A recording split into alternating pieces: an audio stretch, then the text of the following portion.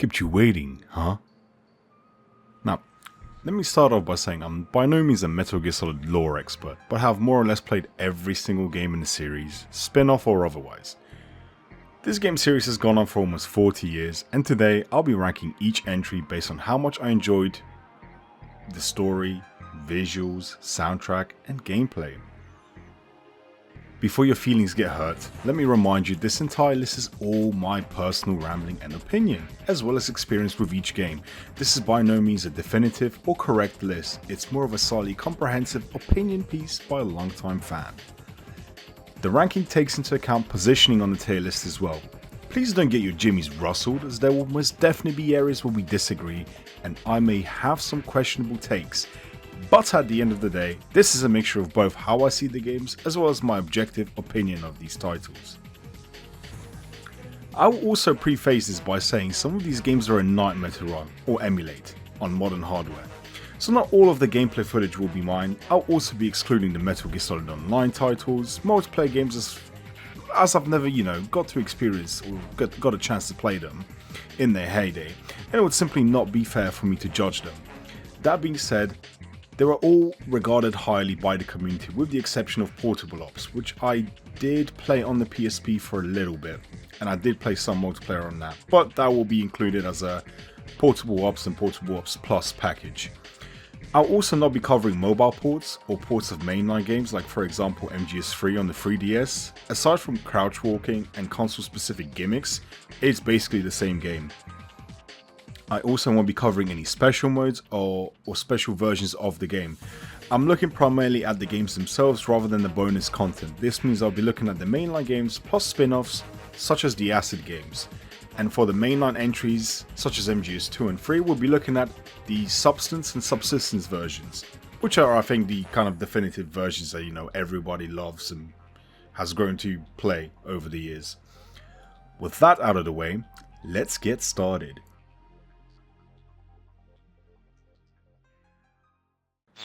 The game that kicked off a 35-year-old franchise. It's actually crazy to think how long ago this game came out. Chronologically, I wasn't even born yet and my dad was approaching his 20s. The game first introduced us to the titular character of Solid Snake and introduced us to characters like Fox and Big Boss. Due to the limited graphical prowess on systems back in the day, a lot of characters were left up to the player's imagination, aside from character portraits of course.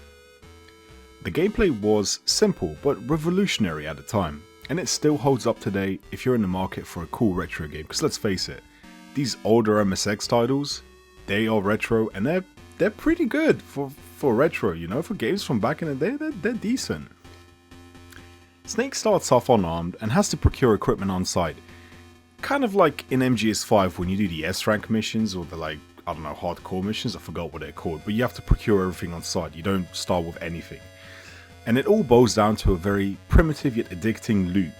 You can use the transceiver to call Big Boss for help if you get stuck, kind of like, in modern times you just use the codec for help or just to start a conversation, and you can get all sorts of interesting dialogues. Kind of this is where it all started.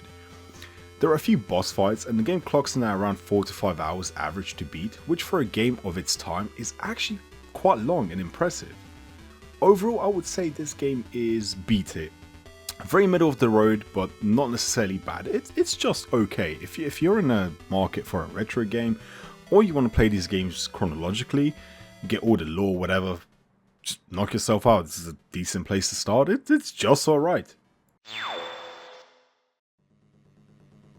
Our first non-canon entry into the series, the indirect but direct sequel that was not directed by Kojima and sees a controversial shift to be more action-oriented. Now let me just preface this by saying I hate when games do this. A game starts off as a stealth game and becomes popular as a stealth game, then suddenly it becomes an action game, just full on action. Like, look at Resident Evil 6, I hate that game, right? To me it's not even Resident Evil, abomination, that's just my take. Or imagine if Dishonored, right? Stealth, immersive stealth sim, right, that you've got there, just suddenly became a first-person shooter action game. I'm sure it would probably be good to some extent, but it wouldn't be what the core fanbase wanted or liked. Anyways, rant over. There was certainly less stealth, and levels definitely felt like they were designed with that in mind, and the game was also far more linear, less exploration, less backtracking. It did, however, introduce larger environments in a sense that, some of the areas were kind of larger, more barren in a way, and it expanded the inventory. There was also areas where Snake could jump or crouch, which was also a nice addition back in the day. While I think it was overall a worse game than Metal Gear, it did add features that would eventually make their way into the proper sequel, given that the focus was primarily action and stealth, and it was pretty limited. Added that there's also a non-canon entry, which I don't think really pushed the story forward. It would be the perfect game for DSP. Yeah. This also makes playing the games chronologically confusing, as you think this is the sequel, but it's actually not. Overall, this game is in C tier. I don't really think it's a good game. Aside from adding some new dynamic mechanics, like, crouching, jumping in areas, it really doesn't contribute anything else story-wise or gameplay-wise, and it betrays its core audience by going kind of full Rambo mode in certain areas. Of course, stealth is still possible, but the way the game has been designed feels like it shoehorns you into this one-dimensional run and gun style of play. So overall, yeah, C tier. I'm not a fan of this one. This game alongside goes Babel, or Babel, I don't know how to pronounce that, but I would consider this to be the peak of the top-down MSX and NES saga of games. Improving upon the foundations laid out by Metal Gear 1 and Snake's Revenge, the game serves as a direct sequel to Metal Gear. Many features introduced in Snake's Revenge make a return, this time primarily with a focus on stealth, evolving it into letting the player crawl under objects, and various other mechanics. This game came out about a year after Snake's Revenge, however it brought that sense and feeling of what Metal Gear was supposed to be as a franchise. There was less action and more stealth, tactical espionage, which is what I like to see. The game was a much more refined Metal Gear, and the visuals were much better, and for that I will place this in B tier, ahead of the first entry, but overall still a middle of the road experience. I wouldn't say it's anything groundbreaking or revolutionary, but it was a decent enough game to sink a few hours into, especially if you're a mega fan.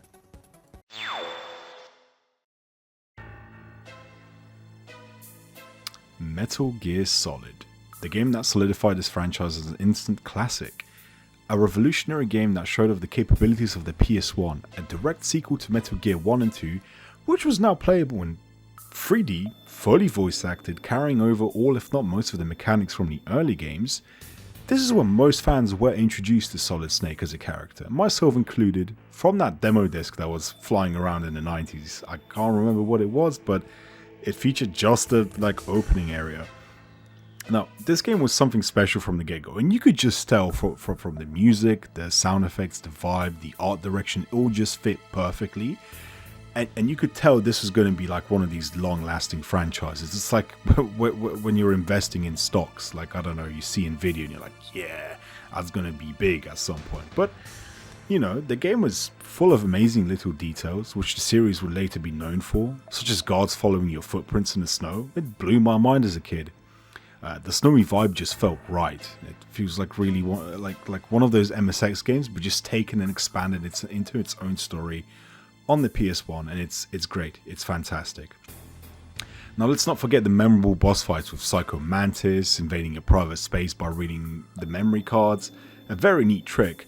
Truly, all I have are positive childhood memories with this game, except for the fact that when I was a kid, I was too much of an idiot and didn't realize you had to wait for the elevator at the start, so I was stuck there for 3 days. The game is simply wonderful. A tier.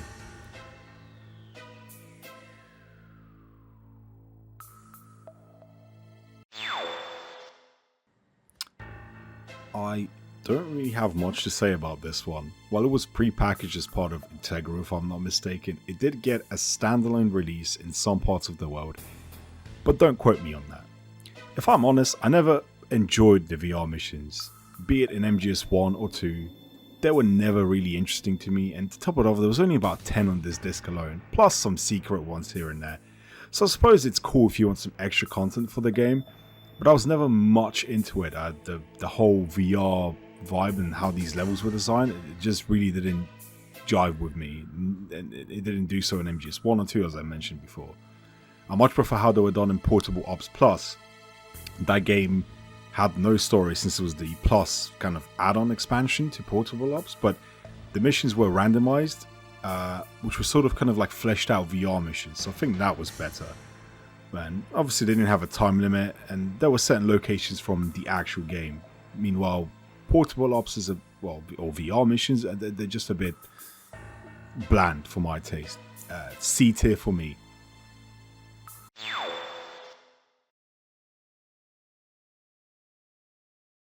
Metal Gear Solid Ghost Babel. Ghost Babel was a bit of a strange one. I feel like it's severely hindered by the limitations of the Game Boy. However, whatever is there works well enough to translate the mechanics of the older Metal Gear games. Despite being a non-canon entry and serving as an alternative sequel to Metal Gear, it still managed to tell a competent enough story, but I wouldn't necessarily recommend playing it unless you're a super fan. This is one game that could benefit from a sort of remake of Twin Snakes treatment. I do still think it's a good game and among the best in the MSX style era of games. It's especially impressive that they managed to pull this off on a Game Boy, and this game clocks in at about 8 to 10 hours, which is insane for a Game Boy game. Right, I never owned a Game Boy, so I don't know how long Game Boy games were, but I'd probably gauge 2 to 4 hours tops, maybe, I don't know. And this is on a casual playthrough, mind you. So, you know, it's insane for a GBA title. I would put this in B tier. It's pretty middle of the road, and I honestly haven't got much else to say about it other than that. It's alright.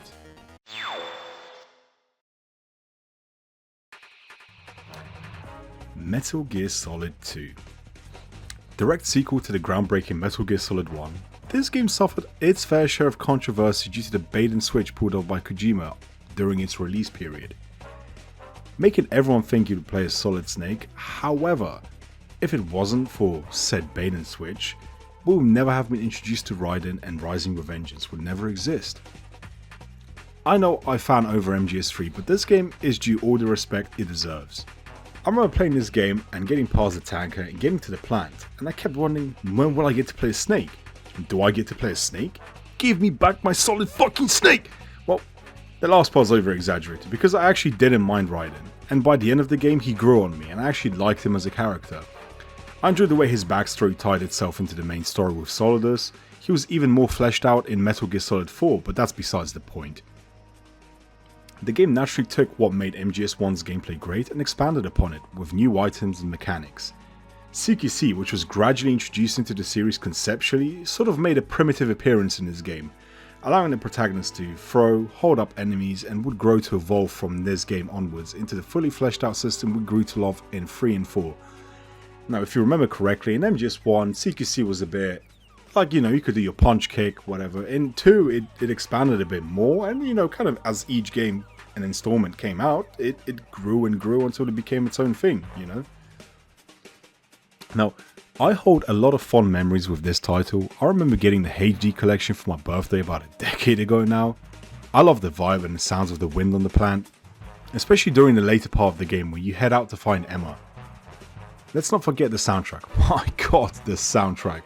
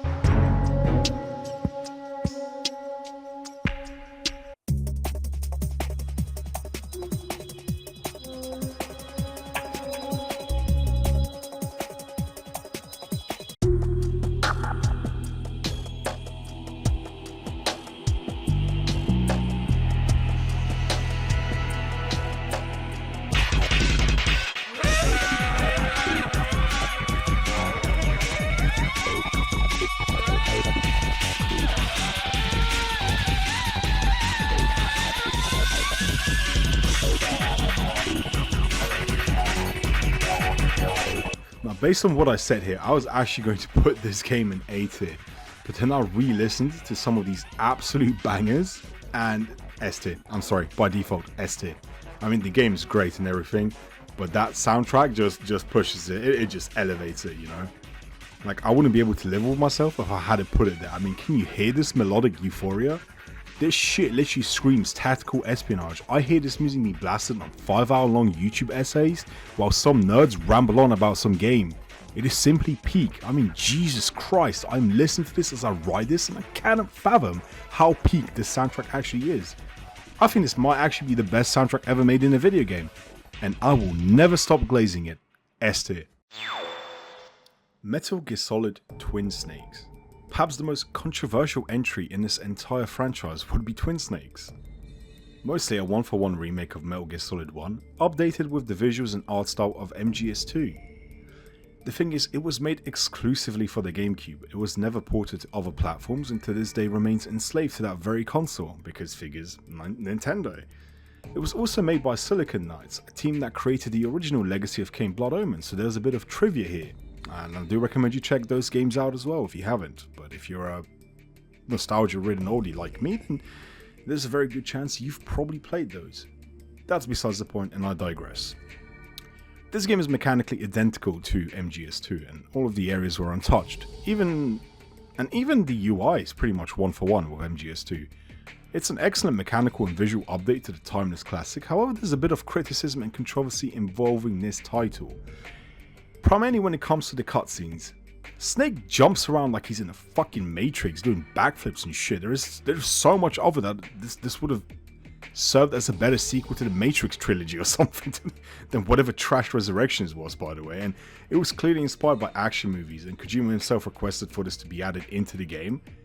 In my eyes, this just doesn't work at all. Like, Snake isn't known for his death-defying feats of acrobatics and stunts. It just feels silly for Snake as a character, at least. I mean, like, you'd literally have a guy walking around electrocuting people with his punches, a dude that uses photosynthesis to stay alive in MGS3, you got Spider-Man. So these sort of things are not out of the question, but you get my point. It just doesn't suit Snake. Like, he's not a sort of guy that just jumps around, does backflips. He's not a Grey Fox or something. And majority of the criticism, however, stems from the addition of MGS2 mechanics to the game, which completely broke the balance in certain boss fights and areas in the overall stealth, because obviously, you know, MGS2 was a more modern title, and obviously had mechanics that kind of like, think of it this way. You've got Metal Gear Solid 3, and that game hasn't got crouch walking, but think about adding crouch walking back into the game, as you can do with mods. That would really affect and break the balance of the game, because it was not designed with crouch walking in mind. So that and the overall change of the tone, this game, you know, experienced when it was made, it also features one of the most forgettable soundtracks in an MGS title as well, I think. Like, none of the songs are like that great or interesting or pleasant to listen to like in the mainline titles. But I overall think this game is okay. If we're looking at the gameplay, right, and if we ignore the stupid Matrix stuff that happens in this game, in my eyes, it's not a bad game at all. But it's not great. It's one of these like games that's like, it's had the updated visuals and the clarity for the graphics and everything. They're nice, but on the other hand, you lose kind of the charming PS1 aesthetic, and some of these changes are a bit sus. But regardless, it's still a good game. And if you're a fan of Metal Gear Solid 2, I'd definitely recommend emulating this or picking up a GameCube, but obviously most people will probably just prefer to emulate it. So there's that. Yeah, I'll put this game in A tier, to be honest with you. It's pretty good. Like, it's definitely like above like a middle tier game. Like, it's yeah, I mean, it's pretty good. It's MGS1, and it's almost on par with it, except for those small things we've mentioned. But yeah, A tier. We are finally on what most people would probably deem and regard as the holy grail of the franchise. This is the game that propelled this franchise, in my eyes, into its absolute peak. Everything with this title, it just hit right. I mean, from the opening sequence, music, to the visuals and level design, down to the most minute detail, the game is as close to perfection in this franchise as one can be. It really pushed the PS2 to its limits, especially with the insane amounts of detail, which is still being discussed today. You know, when I mentioned the game and the franchise would be known for its attention to detail, well, this is that game. Metal Gear Solid 3 kept the same formula as the previous games, but completely changed the setting. You were no longer in metallic struts, sneaking around in what someone would deem as a futuristic, hexagonal, like Metal Gear or something. You were thrown into a tropical jungle with a handgun and were left to fend for yourself. The camo system blew my mind, and at the time it was incredible. I love with how you had to hunt for food or fruits and apply them, and you could apply them strategically into gameplay. Put some guards to sleep with like a sleepy mushroom or something, and the different camos giving you different properties was also fantastic, like mechanically tacked onto an already packed game. It is here where we also see a big evolution in the CQC system, from the primitive groundwork laid out in MGS2 to an evolved system of grabs, interrogation, and various ways to dispatch enemies, allowing for more refined gameplay. I remember at the time I played this game, I had no idea Naked Snake and Solid Snake were two different people, or that Solid was a clone. I thought this was all the same guy. English was not my first language, and getting these in my local language, there you go, with translations at the time was not possible. The story was, and to this day is, incredibly compelling. Serving as a prequel to the entire saga, it showcases the events that changed Naked Snake into Big Boss. It was a game I launched once and immediately fell in love with. This game was also, in my opinion, the darkest Metal Gear we've seen today. You never really saw Snake or Raiden get severe injuries in the previous titles. Imagine my face when I saw Volgin rock Snake shit for the first time. I was around 8 or 9 years old, and I saw my childhood hero at the time get his face caved in by some massive dude in a trench coat. It was traumatizing, but all the more compelling to beat the game and find out what happens at the end. I also personally think that this game has the best bosses in the entire franchise to date, in my opinion. And yes, I am glazing and I do not care. With the only competitor, of course, being Revengeance, right? Those bosses were pretty good. I mean, this game gave us the end. I mean, most of you that played the game already know about the end. I mean, the Sorrow, that was pretty unique. Some of the most unique and interesting fights in video game history, not to diminish Psycho Mantis and his memory card reading tricks or anything, which were also awesome, but the way you're given these bosses to dispatch, it's nothing short of amazing. Forcing the fear into his own traps, killing, getting him to fall into like a hole, or I think getting hit by one of the spike traps. You just don't get things like this anymore. Now you get the corporate sloppy toppy where you can pay for a time saver microtransaction or something that lets you skip content in the game. Well, in Metal Gear Solid 3, if you couldn't beat the end, just set your clock forward 2 weeks or wait 2 weeks and he dies. It's crazy. Like, and in most games, in most newer games, boss fight is, I'll press my heavy attack, I'll press this attack, blah blah blah. In this game, you actually have to think, outside the box. You had to use tactics. It was great, and it wasn't just as brainless as like your average DSP, or just running around with your gun blazing like Call of Duty. But it was pretty compelling and unique for its time, and in my eyes still stands the test of time to this day. I mean, I try to replay this game at least once a year if I can. I'll get that urge to just replay a couple of the titles and I'll just jump back into it, and it's a great experience every single time. But honestly, if I sat here talking about every positive thing in this game, we would be here for hours. So put it simply, there is a reason why this game is being remade over all the other titles, and I think that speaks for itself. S tier, number 1. Acid 1 and 2.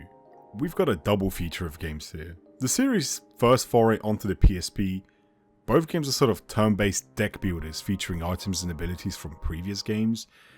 Both games are also non-canonical, and I must say, despite this fact, both stories are fairly competent and the artwork is on point, as you would expect.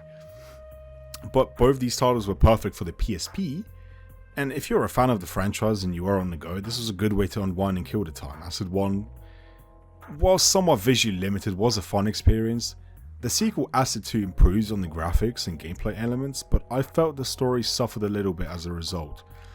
But if I recall properly, you could also import your Asset 1 data into Asset 2 to give you some extra currency and cards. Always loved features like this in video games. That's just, it's great. Shame we don't do that anymore. Asset 2 also refines mechanics such as movement in the camera. I remember in Asset 1 the camera would sometimes bug out, and as a result of your current position, you'd be left staring at a wall. But overall, I think these games, they're not great Metal Gear games. They're just kind of like a side piece game. I don't know. It's hard to place these, but I would probably say they're slightly on the worst side in regard to Metal Gear games. I'd put them in C tier personally, probably around the top of C tier. This was actually the first game I bought when I got a PSP. I remember going to the shop, specifically Game Station back in the UK before it closed down. God, I miss that shop. And buying this game, booting it up, and immediately realizing I couldn't control the camera like I could in MGS3 because the PSP only had one analog stick. I remember my dad got me a PSP the day before, and the next following day we went to buy some games for it. Some cheap games, like upwards of £20. And this was always what I wanted, just the portable ops, But despite this awkwardness, the game was a fantastic translation. All the systems we had in MGS3, more or less, give or take, a few, they were on the PSP now. Now, the visuals were not as good as MGS3, naturally, but they were way better than Acid 1 or 2, which were the, kind of first games to come out on the PSP, like MGS related anyway, if I'm correct.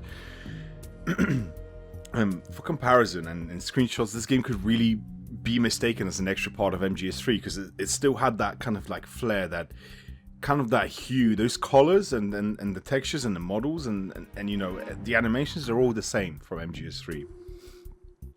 Despite being a PSP game, this game is a direct canon sequel to the story as a whole. So if you missed this game because you didn't have a PSP at the time, you would have missed a big portion of Big Boss's story. The events of this game are referenced in multiple entries throughout the franchise, which really solidifies its status as canon, and I think it was pretty good. I think the canonity of this game as well has been subject to debate for quite a while, but I digress. Portable Ops actually served as a smaller scale version of Metal Gear Solid 5 and Peace Walker, believe it or not. I mean, you can even see this through the gameplay. Allow me to explain. A lot of the systems that were expanded upon, fleshed out in the newer entries, are here, however they are far more basic and primitive. Snake can, for example, knock out enemy soldiers and take them back home to recruit and expand his squad. If I remember right, there is no photon recovery system, so you have to drag dudes back manually through the entire level, which is always fun if you didn't knock everyone out or someone wakes up. But it works on an almost identical principle as the later games. This in turn also makes the other characters playable on the roster, which means you can recruit and play as Ocelot, for example. At the time when I was a kid, playing as characters from the franchise was all I could dream of, and my mind was blown when I first discovered this was actually possible in Portable Ops. This would become the basis for the systems and mechanics in Peace Walker and MGS5. The same way in Peace Walker and MGS5 you use Fulton to take enemy soldiers back to your base and recruit them. Right, so this was all here, kind of like in a skeleton, like a trial. And for a portable game, this was great. This was really, really good. About a year later, we got a standalone expansion, I think called Portable Ops Plus. Now, this basically did without a story mode. It was just like a multiplayer-focused expansion. Now, I know I said I wouldn't be covering multiplayer games, but this is a bit different because it kind of focuses on adding onto portable ops, and it kind of the two games kind of sync together, if I'm not mistaken, and you can kind of play both of them. And I can't remember how it worked, but you basically expand and level up your squads, and you can go into multiplayer and have fun. And I do recall playing this game online, and this is where the fun really began for me. I remember spending some hours playing multiplayer on this one. Probably the only one I was able to play multiplayer, since I didn't require any sort of ad hoc or anything, and you could just play it through Wi-Fi. And this sort of thing was kind of a novelty back then, I don't recall any PSP or PS2 games having really thorough multiplayer modes or anything like that. Or, I definitely didn't have Ethernet that I could plug into my console to just play, because I had an Xbox, so that sucked as well. But of course, as with almost any game, online was to an extent dominated by hackers, if I remember right. People running around with infinite health or just lagging to the point. I remember I killed a guy, ran about 100 meters and died for no reason because of the lag. But it did not stop this from being fun. And I would definitely put this game in B tier. Like, it is, like, as a Metal Gear Solid game, this is like kind of like an average, kind of middle of the road game as well for me. But I think it's in a higher tier. Like, it's like it's better than the previous games I've mentioned on the list, in my opinion. But it isn't like elevated to the point where, like, wow, it really makes you go wow. I think it's just, you know, it's nice to play from time to time. So yeah, B tier and top of it. I did my waiting, 12 years of it. No, literally, I waited a decade to play this game. This one came out in 2008. I watched all the trailers, the gameplay showcases. My god, I was beyond excited. I didn't have a PS3 or Xbox 360 because we were broke as hell back then. I wouldn't even get to touch this game or look at the box art in person until 2018, where I bought a PS3 for about £80 along with this gem. The game was a natural evolution from MGS3. It took the great aspects from 3 and improved upon them. CQC was now extremely in-depth. The camo system was replaced by Octo Camo, which is amazing. It still gets me hyped to this day when I lean against the surface and the outfit and everything just changes. It was awesome. You could shoot whilst moving, perform all sorts of incredible maneuvers, which were impossible in the earlier titles due to limitations. It was just the peak evolution for Metal Gear Solid, in my opinion. The story starts off and you see Snake, old and withered, and you can tell the man has been through a lot, and you can tell the saga is finally coming to an end. Like, this is the final game. Snake says it's his final mission, and you feel the end closing in on our beloved franchise. That's exactly what the game portrays, and it portrays it so well thematically and in gameplay. Old Snake isn't invincible, he has aged, and this is conveyed masterfully through visuals and gameplay. The cutscenes and visuals are all animated beautifully, added with incredible performances from the main cast. Yes, I know there are about 11 hours of cutscenes in this game, and yes, I know it's kind of like watching a movie sometimes. With all this in mind though, we get to see many characters from previous entries make a return. Cyborg Ninja Raiden being one of them, like, you know, and hot damn, every scene he was in, he stole the show. The pacing isn't perfect. The first two acts were a masterwork in terms of gameplay and storytelling. The remaining acts focus a bit less on gameplay. I mean, Act 3 where you stalk a guy, and 4 and 5 were just mostly cutscene, if I'm being honest with you. There wasn't much gameplay, but, you know, it isn't a bad thing, but it was probably the main criticism of the game when it came out, and still the game receives to this day, I believe. I will not be excusing this, but understandably the stakes are at their highest, and it's something gameplay alone cannot convey, you know, to an extent. 4 also has a few interesting boss fights, like Laughing Octopus. That was pretty unique, and really felt like an MGS boss fight in that regard. And, you know, everything felt and hit just right. Now, this is the title I spent the least amount of time with. And I don't mean to glaze over Kojima, but the epilogue, the delivery, and the closure of the storyline was delivered masterfully as well. The final battle was how final boss battles should be done in every game.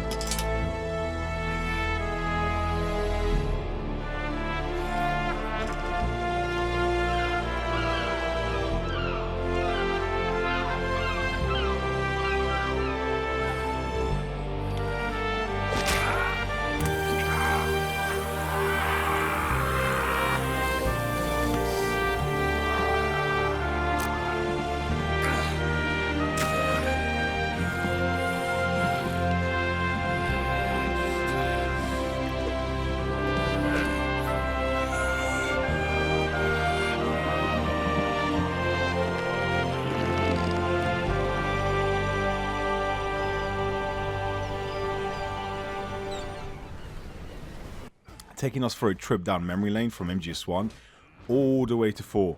It really is an unforgettable experience. An S tier. And just behind MGS3, I think, in that aspect. Just slightly. And maybe slightly behind 2 as well, because the soundtrack in 2 is just that good. But you know, I've played thousands of games. And I mean thousands, and not a single one had as much of a satisfying finale and epilogue as MGS4 did. You know, the closure, the final revelation. There was really no loose ends, and that's satisfying. I think a lot of games nowadays and stories nowadays take the liberty of leaving things up to the player's interpretation, which isn't a bad thing at all. But you know, it does get a bit stale sometimes. So. You know, coming back to this and realizing how much of a heartfelt story this game has told, and you know how long it's spanned for however many years, and to see it end like this, it was a very, very satisfying and gratifying thing. And this game deserved the 10s that it got on release. So yeah, this is definitely S tier, and in my eyes, this should have been the final game. Aside from Peace Walker, they really shouldn't have made any other games, in my opinion. But hey. We'll see what the other ones have in stock for us.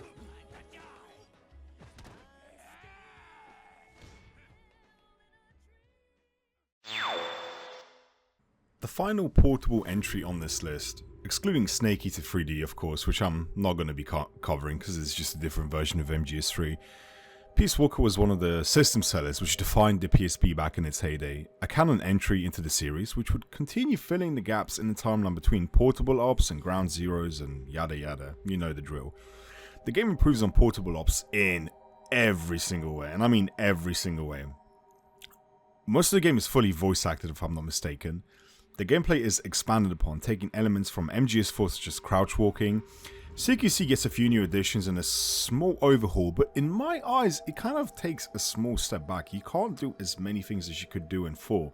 It's not as diverse and expanded, I would say. The camo index is back, which is great, but this time you're kind of stuck with the camo you pick at the start of the mission, as well as, you know, the equipment you pick. It solves the issues of having to drag enemies back manually by providing you Fulton recovery balloons, which you can just use on knocked out enemies, and then balloon them back to your base. In principle, it's both hilarious and genius, and feels very Metal Gear. I mean, strapping a balloon to a guy, having him go all the way, like, you know, up to some helicarrier and getting picked up and carried to your base. It's crazy. But you then use those kidnapped troops to expand your base, and this sort of mechanic shines incredibly well on the PSP. And it's incredibly fun going into a mission to hunt those highly skilled soldiers and just reaping the rewards, you know. You then use these soldiers to upgrade various teams, like the Intel team or R&D team, which often develops higher level weapons and gadgets and equipment. And experimenting with this is extremely fun, like especially on a portable console. This feels like a game that was designed for the PSP and the PSP alone. Which is why when they ported like the HD collection with Peace Walker included, was the HD collection? It was one of the collections, which had Peace Walker. It kind of wasn't as like you played it on a console, but they almost it barely changed the visuals, just kind of upscaled it. So yeah, I mean, but it was pretty good though. That being said, but all of this would make an even more expanded appearance in a later entry, and I'll get to that very soon. The graphics and models were stellar for a portable console though. For the PSP, like the visuals were easily on par with games released on the Vita. Maybe just slightly under. We didn't quite get anything as stylized as this before, you know? Especially when it came to the cutscenes, which were very similar to Portable Ops, which I forgot to mention earlier. Portable Ops had really cool kind of like comic panel style cutscenes. And in this entry, they felt more alive and followed the same stylistic art direction.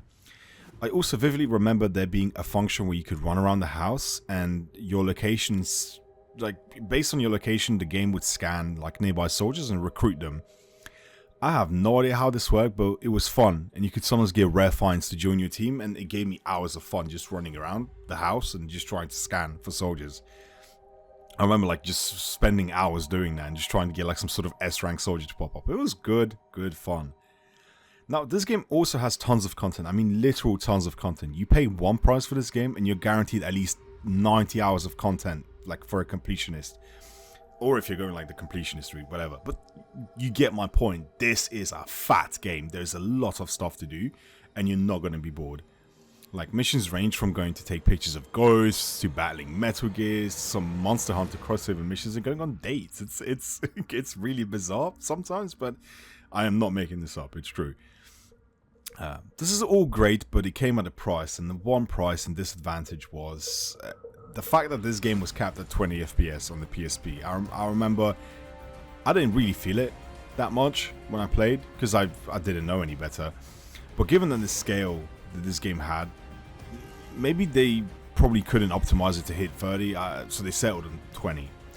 But in general, it didn't feel that bad. I played games like 800 by 620 FPS due to poverty, so this to me felt right at home. If I was to place this game properly anywhere, it would probably be 8-hit. Like, this is a good game. It's not like an exceptionally stellar game like MGS3 and 2 and 4, but it is a really good game. It stands above the rest of the games I've mentioned in the list, and it definitely deserves its own spot. So A tier it is. It is time for everybody's favorite spin-off game that took place after MGS4 in the timeline. This time we play as Raiden, a character that was somewhat hated for taking Snake's place in MGS2, but nonetheless he was given his own incredible character arc. And now our wimpy blonde-haired protagonist was transformed into a Chad cyborg ninja by the events of MGS4. Snake red-pilled the shit out of Raiden on katanas, to the point this man literally became a ninja. Jokes aside, we get to see some great development for Raiden. This game could be considered almost like an indirect sequel to MGS2. The game is also a departure from the traditional MGS formula, focusing more on hack and slash, minute-to-minute action rather than stealth and espionage. There is some semblance of stealth, it still remains in the game, but the primary focus is going to be combat as expected. In this style of classic God of War DMC with its own twist, you know. It's kind of like those games, but it has that its own twist with like parries and everything. From the get-go, we are introduced to a plethora of interesting characters and bosses which will feature later on in the story. Their designs are quite stellar and compelling, and you see the outline, you know exactly who it is, right? Like you see the shadowy outline, you know who it is. The most standout probably is Jetstream Sam, especially, you know, he steals the show every time he appears, and the entire design of the game is very edgy and over the top with a fantastic soundtrack along the top, you know, like it gets memes to this day. It's all set up quite a lovely way, you know, and the opening mission is nothing short of iconic, with Raiden getting chopped up like a doner kebab but then making a swift return in a new upgraded body. It was peak. Now, I personally didn't enjoy this game that much for one reason. Call me petty or picky, but I remember seeing the initial trailers for this game, and it looked completely different. There are clearly some leftover mechanics from the initial trailer that were carried over into Revengeance, such as sword mode with the cutting. The game looked and played completely different. It wasn't so much hack and slash, the entire premise was cut everything, and if you actually delve into the development of this game, you'll see that it was more or less just a technical demo which didn't really have a direction as such. It kind of looked like MGS4 with Raiden in it, kind of. Slightly better graphics, give or take. And, you know, they took this game, they gave it to Platinum, and they did their own thing, and it turned out pretty okay. Like, while I wasn't a massive fan of the game, and I'm probably due a replay soon, which I might do on the channel if you guys want, so let me know. I still think this game is great. Like, you know, everything, like, it might sound contradictory, but it's not a game for me. I'm not super big on hack and slash games, but I do think that this game is great. It's fantastic, and it's everything the Metal Gear franchise was supposed to have and needed. You know, you got great bosses, great music, entertaining gameplay that makes you revisit the game, and a tinge of humor, and of course the memes. How could I forget the memes? And this may sound weird, but I'm actually going to put this game in S tier, because I do think it's a really, really good game, and it stands out above the rest of the games. It's unique, it's completely different, and it's a spin-off, but I think it's a canonical spin-off, right? Because, you know, it takes place after MGS4, Snake's retired, whatever. And then you got Raiden doing his own thing, and, you know, maybe I didn't like the mechanics, but I can still appreciate the game for being good. You know, it's great. And, you know, I definitely, if you've never played this game before, and you're a fan of the franchise and maybe you're not sold on Raiden for whatever reason, just do yourself a favor and buy this game. It's going to be like £2 or something. But I'm going to put this in S tier and just at the bottom section of S tier. That's it.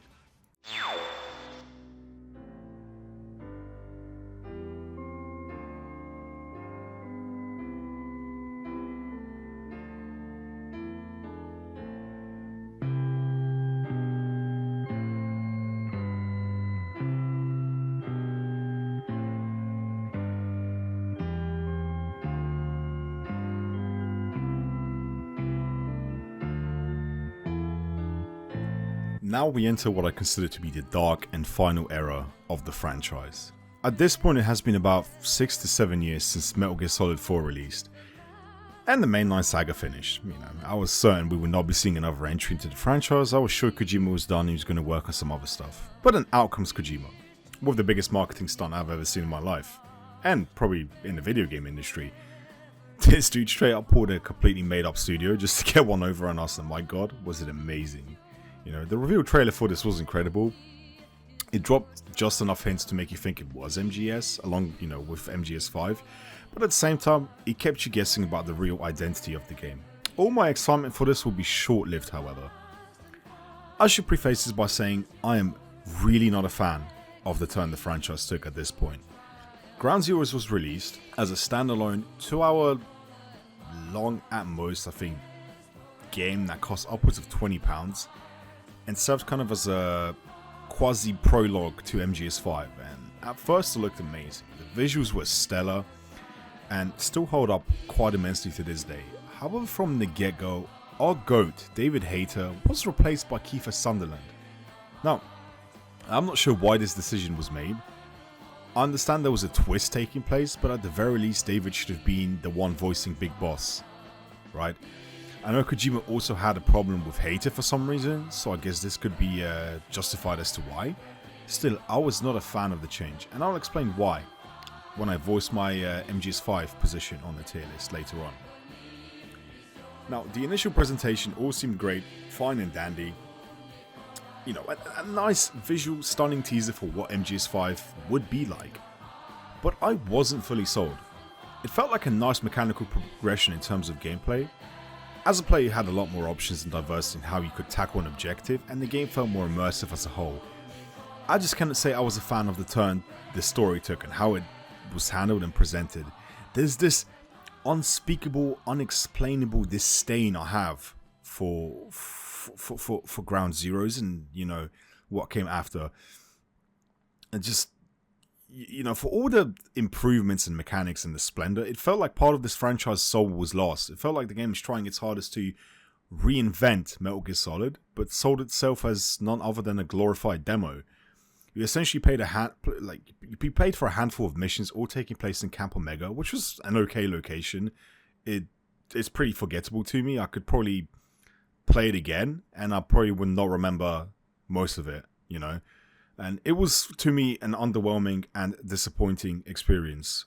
Call me old school, whatever, but the mechanics and gameplay that had been refined since MGS1 peaked in MGS4, and going forwards never reached that same depth or enjoyment, And I think I kind of wish the franchise stayed at that level going forwards. It was kind of very similar to the disconnect we had in Splinter Cell when Conviction came out. I didn't feel like that game. It just didn't feel the same. It just didn't feel like Splinter Cell when that game came out. And this is the same thing I can say for this game. Even though, obviously, the focus in this game was stealth, it's just, I don't know. It's really hard for me to voice it, but I didn't like it. And to summarize this rambling, it was £20, right? It was about 2 hours, and it was a glorified demo. And it kind of stopped feeling like MGS, and maybe it is because Hayter wasn't voicing Snake, maybe because the story took a darker turn, but regardless, I'm really not a fan of this game, and I'm gonna have to put this in D tier. It's not very good, and it doesn't really offer much. Sure, it looks nice, but that's about it. That's where all my positives for it end.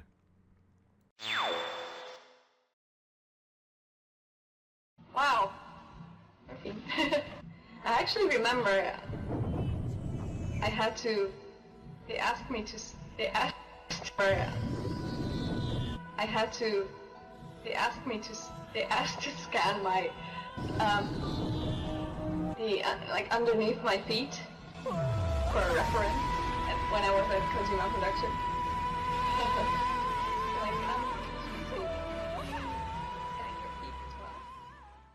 Now, this one may actually rustle some jimmies, but I have to be honest here and tell it straight from my heart. Call me a contrarian if you must. But I actually went back to replay a bunch of this one.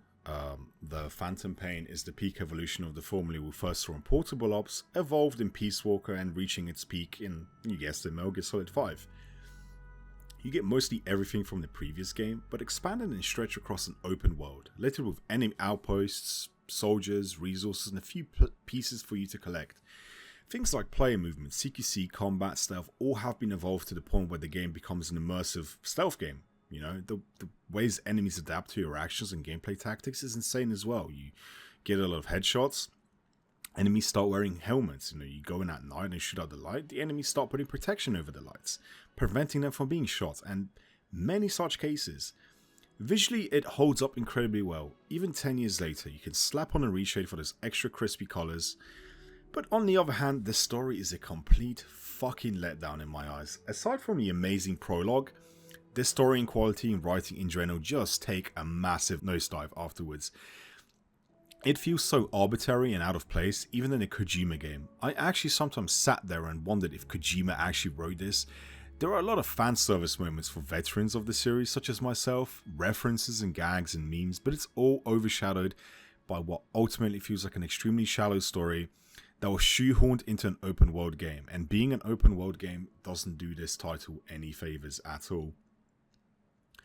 The big face-off between Snake and Skullface is awkward as shit. They just sit there for several minutes staring at each other, not a single word uttered by Snake, while Skullhead just yaps on, and Snake sits there and like he couldn't give a fuck. I mean, in general, Snake barely says anything in this game. Like, it is a problem because when he does speak, Sutherland delivers the lines perfectly. You know, he killed it in this role. He was really good in my opinion. But the game is full of strange choices and decisions like this, not to mention the whole debacle with Act Chapter 2, which I won't delve into, as it will take another video. But exposition through the cassette tapes was awful as well. Like, many key or interesting details could be missed if you skip those, which I'm sure many people like myself did. And yeah, maybe it's my fault, but at the same time, why feature key story important elements or, you know, references and details? There's some small shitty cassette tapes that are like collectibles. Not anyone's going to want to collect these, right? So, I don't know. Maybe it's just me, but yeah, to me that's just awful. And I may be harsh, but the open world in this game is as bland as it gets as well. And it wears off very quickly. Not to mention the locations in this game are not very diverse. Like, the game takes place in locations that all look almost identical. You get Afghanistan and the desert, you get a bit of Africa, and yeah, whatever jungles you get in Africa are very tiny in that game.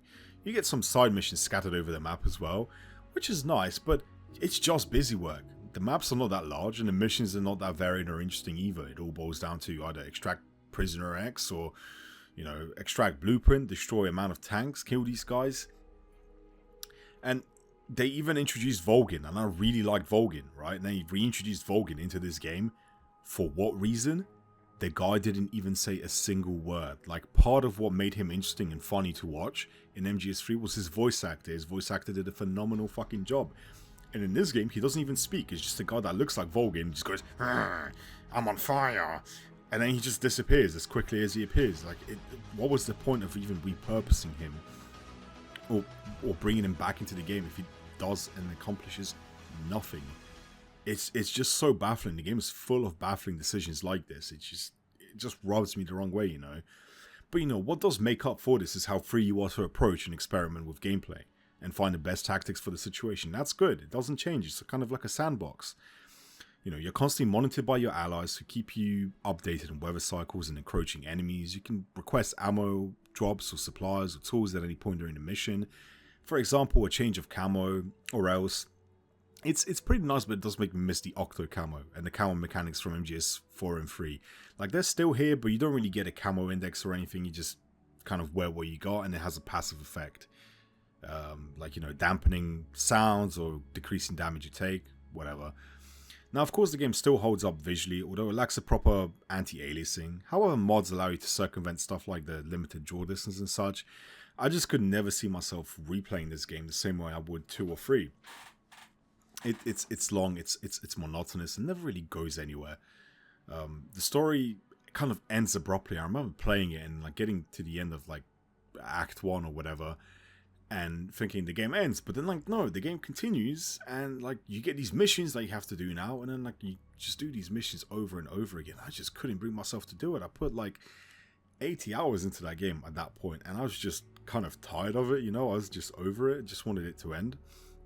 So yeah, it was just not really good or enjoyable. But yeah, I really don't feel positively about this game. Like, whatever gameplay is there works well if you don't have the MGS title.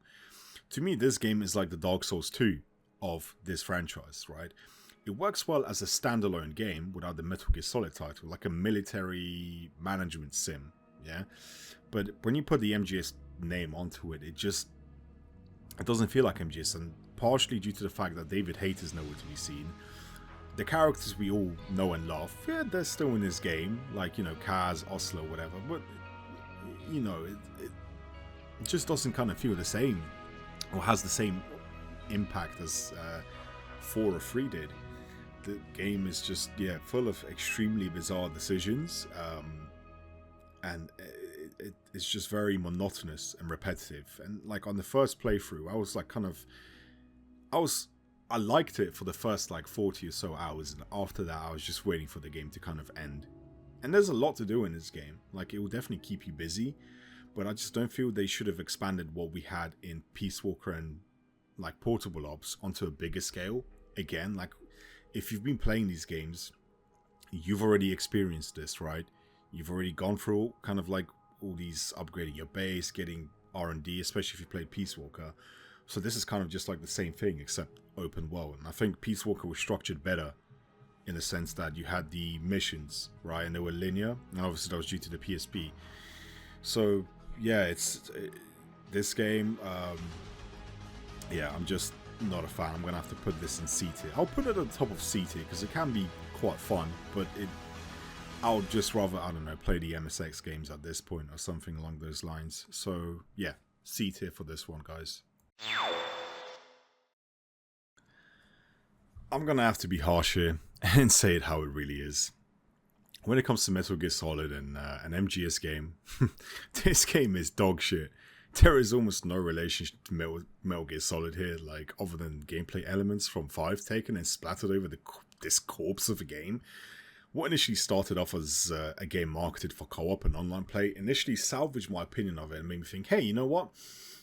This game is not going to be an utter disaster. There might be a saving grace. I might be able to co-op with a few friends. You know, co-op makes things better, right? No. The main cake of the game, the survival story mode, open world where you explore, try to survive. No co-op. You can only co-op some awful generic survival missions. You cannot do free roam in co-op. The actual co-op missions, awful. Like, nothing redeeming about them other than people hacking in resources and experience. You're pretty much just stuck in solo in the overworld, like, you know, the overworld, sorry, with some things to do. And if this game didn't have the Metal Gear in the title, it will feel like some cheap Korean MMO or something. Actually kind of reminded me of Once Human or vice versa. And that's one of the reasons I didn't play much of Once Human. It just reminded me of Survive, right? So the mechanics that were there were kind of decent, but it wasn't enough to save this game. Like, it already used the bland and tired map from MGS5, flipped it around and rotated it a bit to seem different. It's level and equipment gated in some parts of the map, which is fair, and it has this whole poison fog mechanic, which you had to play around. I mean, it was okay, but it was also bland. Like, it was just extremely generic. It's like they just tested the waters and tried to hop on whatever was popular at the time. I'm surprised they didn't make this game into another dogshit battle royale. And in all honesty, I'm willing to give this game another chance. I'd even play it on if the channel interest was high enough. Maybe I could change my opinion. but it is simply not a Metal Gear game, and it is an insult to the franchise's track record. With all of this said, this concludes the tier list and the ranking of the Metal Gear franchise. And as you know, Survive, D tier. This is the worst Metal Gear game you could play. Like, it's not even Metal Gear. It just has the title and some locations from 5, which was already a questionable game in my eyes. So this game, avoid it at all costs if you can, unless you want to play a generic survival horror game, or it's like generic zombie survival game, right? Nothing really good or interesting in this. And this video took way longer to make than it should have, but it's finally out, and with my upload schedule, it will be back to regular as well. Because, we're expecting Delta any month now. And about, 20 days from now, I think we're going to get Delta, give or take. So expect more Metal Gear Solid videos and streams, and maybe coverage of Metal Gear Solid inspired indies and games. Now, remember, I want to hear your opinions as well on these games, and would like to start an honest discussion here if possible. No arguing. We're all Metal Gear fans. We like a mature story. We like these mature games. So let's be mature about it, right? Your opinion may differ to mine, and that's fine, Everyone's entitled to this. But I'd like to see what you guys think and what your opinions are on this tier list and where you'd place these games. So go ahead and comment down below, and if there is channel interest, I'd be happy to revisit some of these games I put in C, D tier, and actually see if I can give them another chance. With that said, peace out and take care.